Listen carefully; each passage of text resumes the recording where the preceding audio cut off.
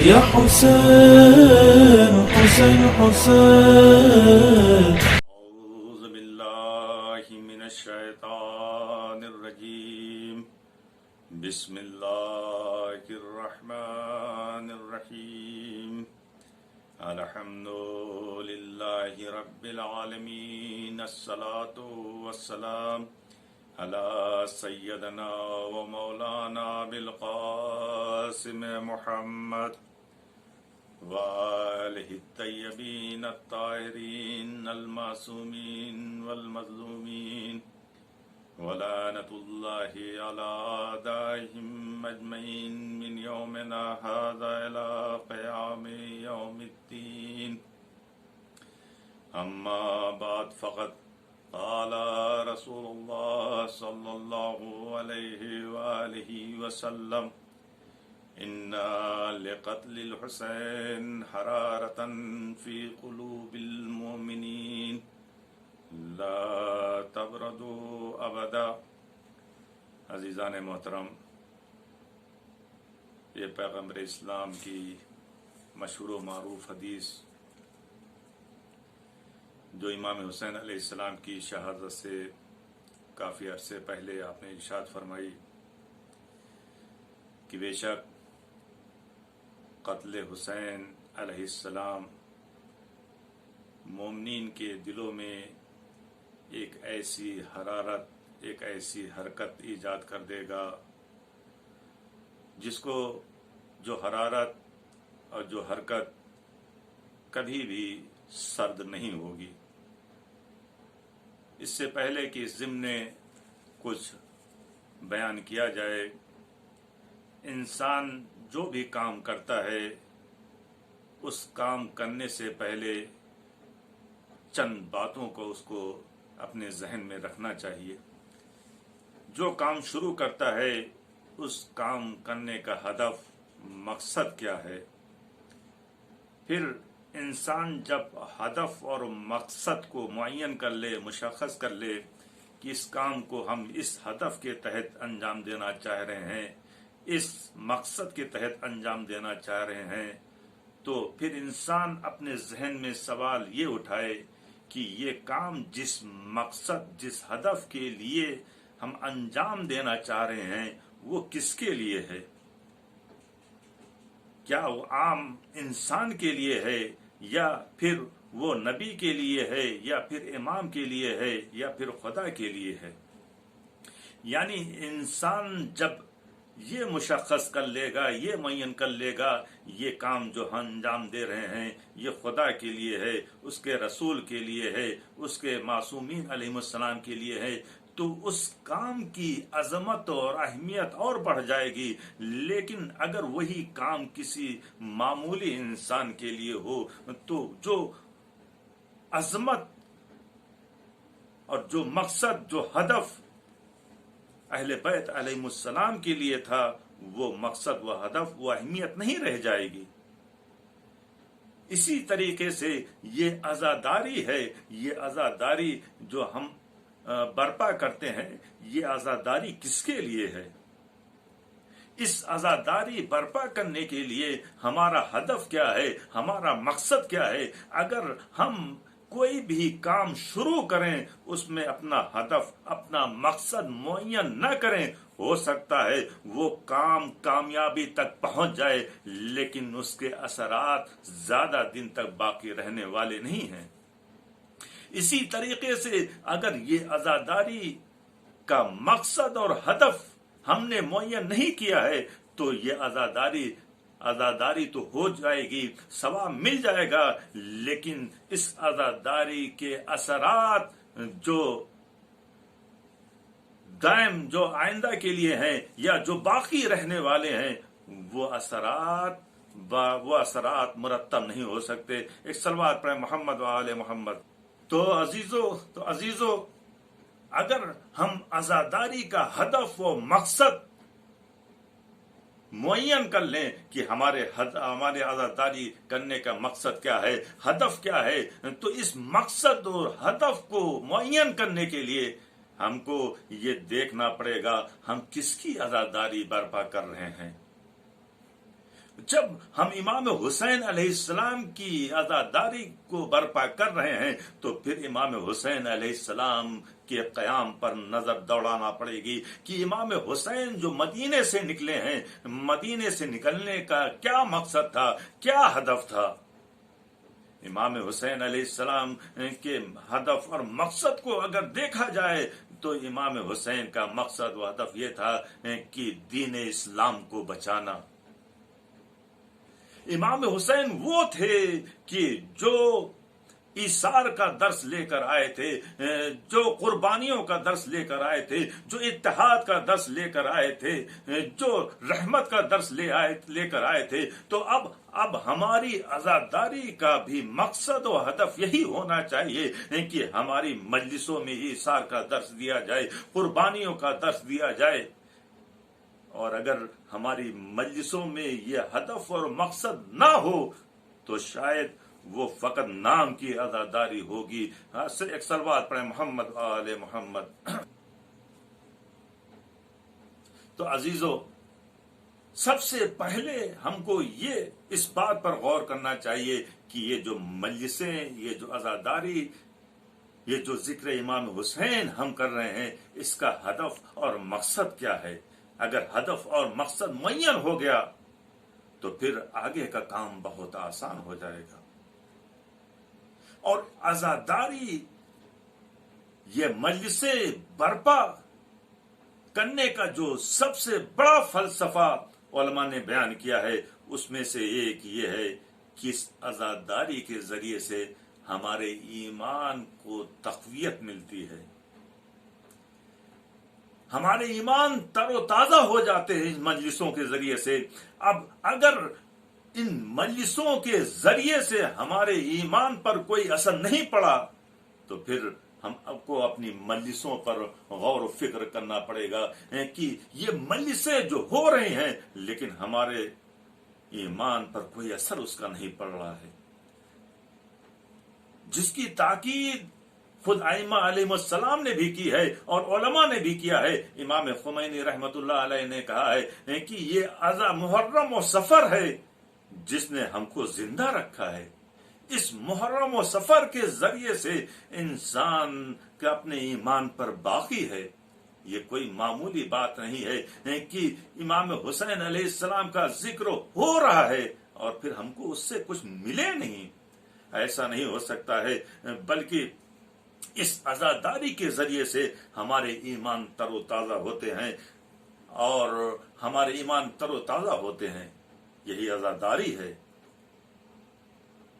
اور اس چیز کو دشمنوں نے بخوبی سمجھ لیا ہے کہ عزاداری امام حسین کے ذریعے سے لوگوں کو کیا ملتا ہے۔ یہی وجہ ہے، آج سے نہیں بلکہ نہ جانے کتنے پہلے سے اس عزاداری کو ختم کرنا چاہ رہے ہیں، اس عزاداری کو مٹانا چاہ رہے ہیں، لیکن ان کی اس حدیث پر نظر نہیں ہے کہ جس میں رسول خدا نے ارشاد فرمایا ہے کہ انا لقتل الحسین حرارۃ فی قلوب المؤمنین، کہ بے شک قتل امام حسین علیہ السلام کے ذریعے سے مومنین کے درمیان ایک ایسی حرارت ایجاد ہو گئی ہے جس کو لوگ چاہے جتنی کوشش کر لیں اس کو ٹھنڈا کرنے کے لیے، اس کو خاموش کرنے کے لیے، اس کو کم کرنے کے لیے، لیکن یہ رسول خدا کا وعدہ ہے، یہ کبھی بھی خاموش نہیں ہو سکتی، ٹھنڈی یا محبت ٹھنڈی نہیں ہو سکتی۔ کیوں؟ اس کی اصل وجہ یہ ہے کہ امام حسین نے جو قربانی دی ہے وہ خدا کے لیے دی ہے، اور خدا جس کو زندہ رکھنا چاہے، دنیا ایک طرف ہو جائے مٹانا تو اس کے ذکر کو مٹا نہیں سکتی۔ ایک صلوات پڑھیں محمد آل محمد۔ عزیزان محترم، امام حسین علیہ السلام کا اپنے قیام سے مقصد یہ تھا کہ لوگوں کے ایمان کو تقویت پہنچائیں، وہ ان کو اللہ کی طرف پلٹائیں، لیکن اسی کے مقابلے میں یزید کا ہدف یہ تھا کہ لوگوں کو متزلزل بنائیں، لوگوں کو باطل کی طرف بلائیں، لیکن امام حسین کا ہدف یہ تھا کہ حق کی طرف بلائیں۔ تو آج ہماری مجلسوں کا ہدف اور مقصد یہی ہونا چاہیے کہ جہاں پر حق بیانی ہو، جہاں پر ایسے ایسی باتیں ہوں جو خدا اور اس کے رسول اور ائمہ علیہ السلام سے لوگ نزدیک ہوں، کیونکہ امام حسین کا یہ ہدف ہے۔ لیکن یزید کا ہدف یہ تھا کہ جو رسول سے دور ہوں، جو ائمہ علیہ السلام سے دور ہوں، جو خدا سے دور ہوں، اور وہی یزید جو تخت پر بیٹھا ہوا ہے، وہی یزید یہ کہہ رہا ہے کہ جو کچھ محمد لے کے آئے ہیں معاذ اللہ وہ سب ایک ڈھونگ ہے، نہ قرآن آئی ہے نہ وہی ہے، یہ سب ایک ڈھونگ ہے۔ نہیں، بلکہ یزید نے حد یہاں تک توڑ دی تھی کہ حلال محمد کو حرام کر رہا تھا اور حرام محمد کو حلال کر رہا تھا۔ ایک جو سب سے اہم فلسفہ عزاداری امام حسین علیہ السلام ہے کہ اس کے ذریعے سے لوگوں کے ایمان کو مضبوطی ملتی ہے، لوگوں کی ایمان تر و تازہ ہوتا ہے۔ دوسرا فلسفہ جو عزاداری امام حسین علیہ السلام کے لیے بیان کیا گیا ہے وہ یہ ہے کہ یہ سیرت ائمہ علیہ السلام ہے کہ عزاداری کرے۔ آپ دیکھ لیجئے پیغمبر اسلام کے زمانے سے خود جب پیغمبر اسلام موجود ہیں تو اس وقت امام حسین علیہ السلام پر گریہ کیا ہے۔ یا آپ کے چچا جناب حمزہ کی جب شہادت ہوئی ہے تو اس وقت پیغمبر اسلام نے دیکھا کہ چچا حمزہ کی لاش پر کوئی رو نہیں رہا ہے، تو ایک مرتبہ پیغمبر اسلام نے کہا کیا کوئی اس مدینے میں کیا کوئی نہیں ہے کہ جو ہمارے چچا پر گریہ کرے؟ جب یہ آواز لوگوں نے سنی تو لوگ جوک در جوک آئے اور جناب حمزہ کی لاش پر گریہ کیا۔ یا پھر اس کے بعد ائمہ علیہ السلام کی سیرت دیکھیے، مختلف موقعوں پر مجلس سید الشہداء کا انعقاد کیا۔ تو آج جو مجلسیں ہم برپا کر رہے ہیں، عزاداری امام حسین جو ہم برپا کر رہے ہیں، یہ ہمارے ائمہ علیہ السلام کی سیرت ہے جنہوں نے کر کے دکھایا کہ دیکھو حسین پر غم کیسے منایا جاتا ہے۔ تو آج ہماری بھی کوشش ایسی ہی ہونی چاہیے کہ جس طریقے سے ائمہ علیہ السلام نے اپنے جد امجد امام حسین علیہ السلام کے لیے مجلسیں برپا کی ہیں، اسی طریقے سے ہم بھی مجلسیں برپا کریں۔ تیسرا فلسفہ جو امام حسین علیہ السلام کی عزاداری برپا کرنے کا ہے، یہ اس کے ذریعے سے ہم حسین علیہ السلام کے اہداف کو زندہ کرتے ہیں۔ امام حسین علیہ السلام وہ ایک نمونہ ہے، ایک آئیڈیل ہے لوگوں کی ہدایت کے لیے۔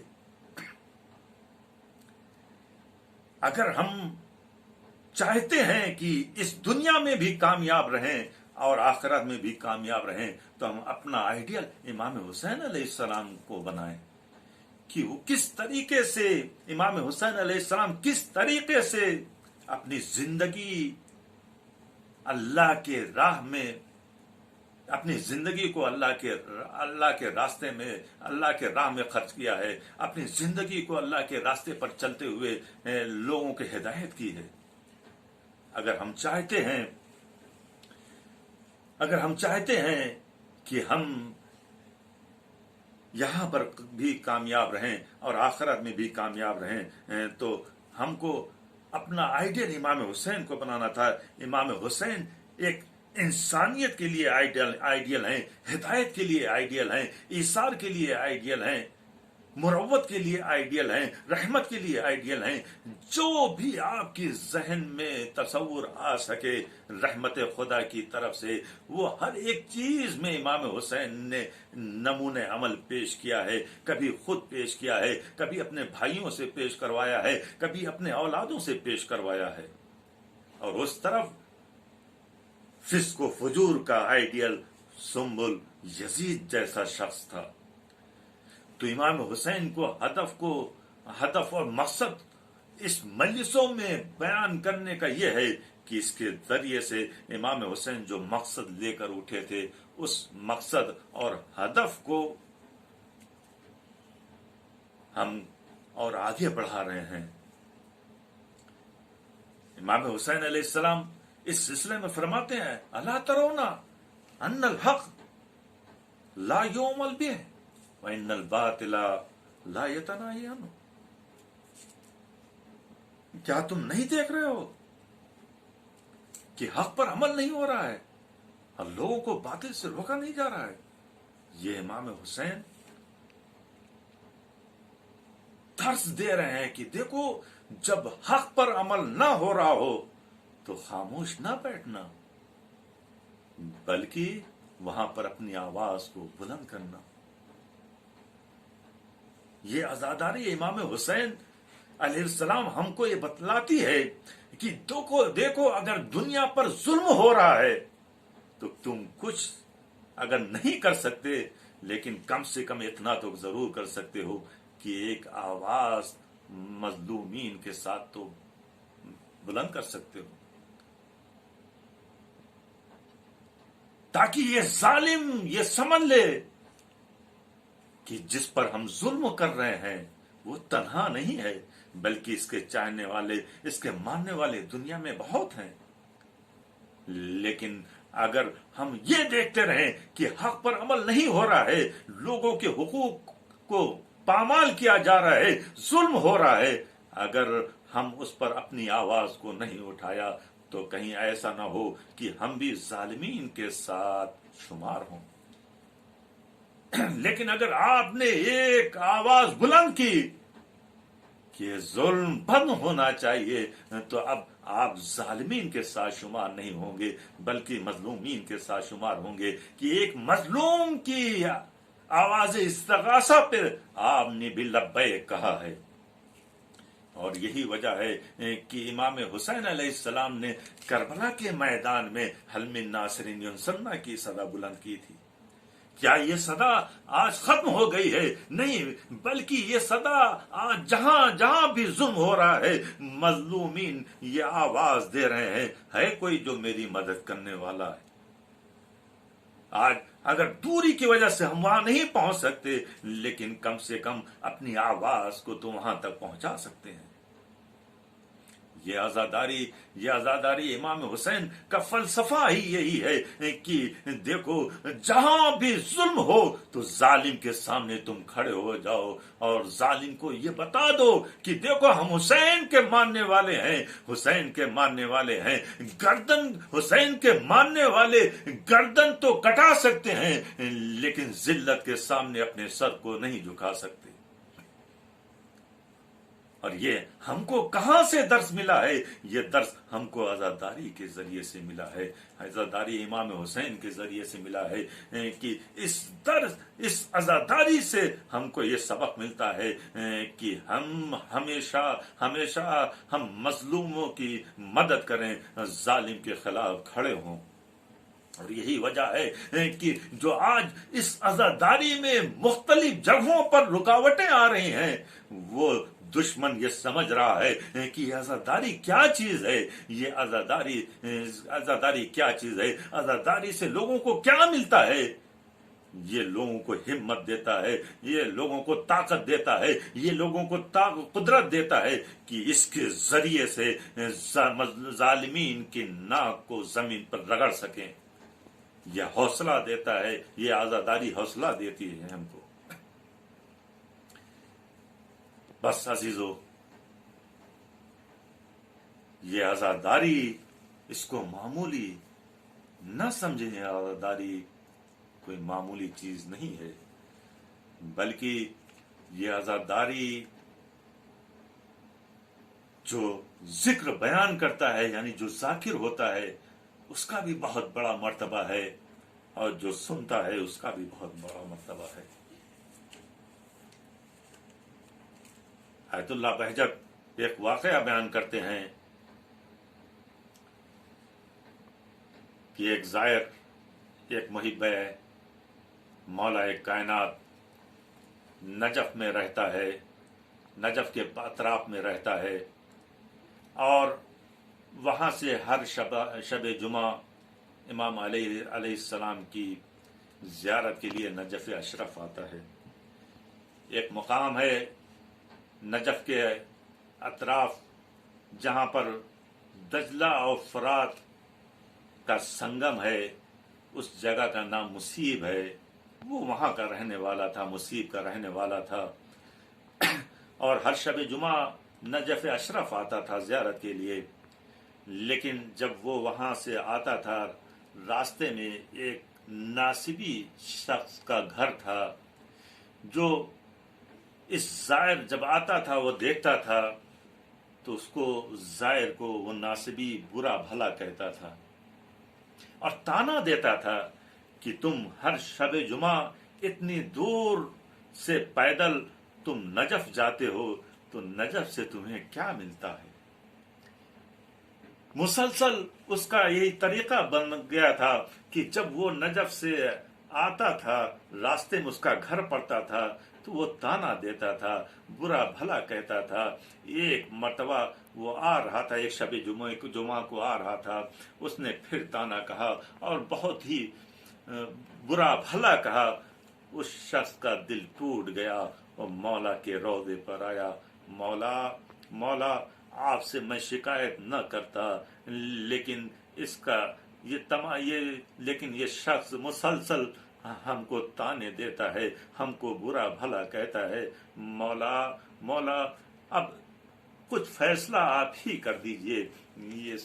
یہ کہہ کر یہ دعا کر کے زری کے پاس سے چلا گیا، ہوٹل میں گیا، وہاں پر سوتا ہے. سونے میں مولا کائنات اس کے خواب میں آتے ہیں، کہتے ہیں میرے محب، اے میرے زائر، ارے تو نے جو شکایت کی ہے میں اس پر عمل تو ضرور کرتا، لیکن میں اس دنیا میں اس کا کچھ نہیں کر سکتا.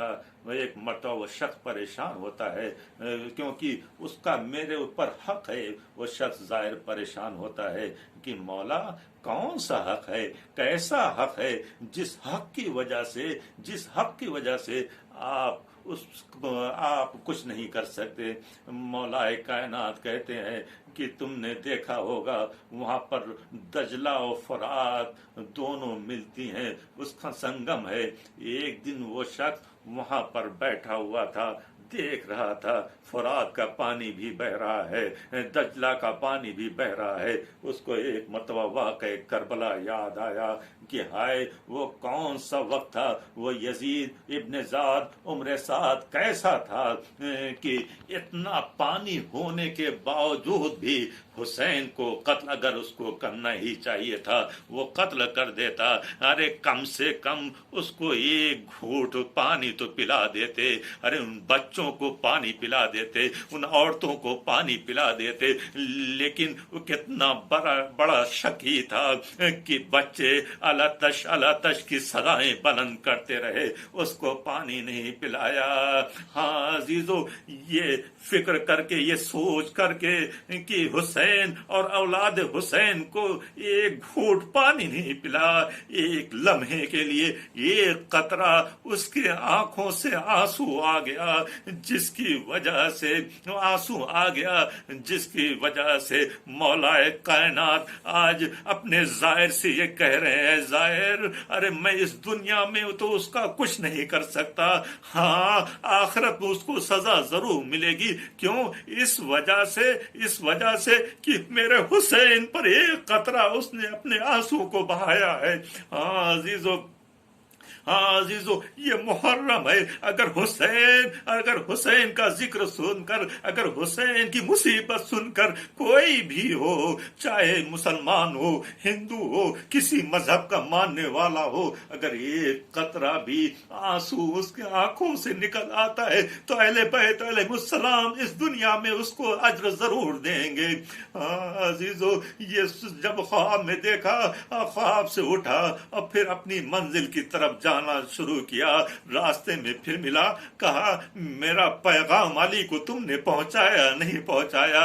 اس زائر نے کہا اے ناصبی، ہاں تو تمہارے پیغام کو بھی پہنچا دیا اور تیرا جواب بھی لے کر آئے ہیں. تیرا جواب بھی لے کر آئے ہیں، یہ سننا تھا۔ ایک مرتبہ حیران و پریشان ہو گیا اور کہا ارے میرا جواب کیا لایا ہے، ارے میرا جواب کیا لایا ہے؟ کہا ایسا واقعہ تمہارے ساتھ آیا ہے، ایک مرتبہ تم اسی فرات پر بیٹھے ہوئے تھے اور تمہارے ذہن میں تصور آیا تھا کہ حسین اولاد حسین کو پیاسا شہید کر دیا گیا، اس وقت تمہارے آنکھوں سے آنسو بہ گیا تھا۔ کہا ہاں ایسا واقعہ ہوا تھا۔